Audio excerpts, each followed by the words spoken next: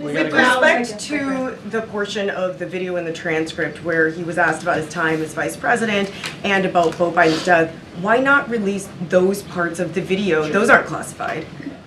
It's a transcript we're talking about, and I already addressed this with Justin. Okay, so what you're saying is this wasn't a video. There's not tapes that you can release of that. I was just responding. I think that the question is about the transcript. Okay, and as far as former Attorney General Holder is concerned, you referenced him and the normal DOJ review process. He brought that up in his tweet as well, or his X posting. What part of the normal DOJ review process is the White House saying was violated or bypassed in some way?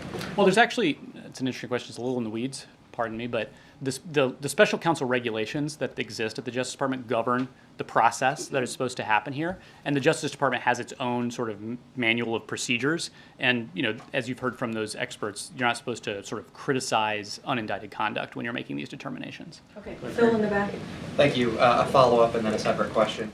You said a moment ago that the president was responding to inaccurate information when he claimed last night that all the stuff in my home was behind locked filing cabinets.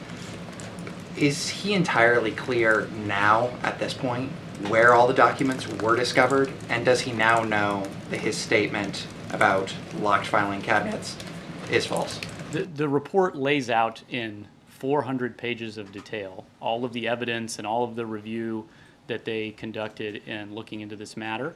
The president made sure that all of the classified documents that were found were returned promptly to the government, which is what you're supposed to do, which is why this is the inevitable conclusion that there is no case here.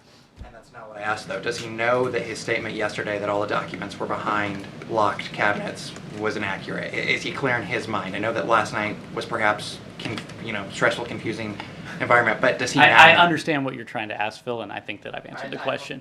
So I have a separate follow-up question, and that is, my follow-up question after that lack of a response was, there was an eye-popping moment in the report specifically about the president's ghostwriter, and that was that after he learned that the special counsel had began an investigation, he deleted some of his recordings. Now, those recordings were able to be recovered.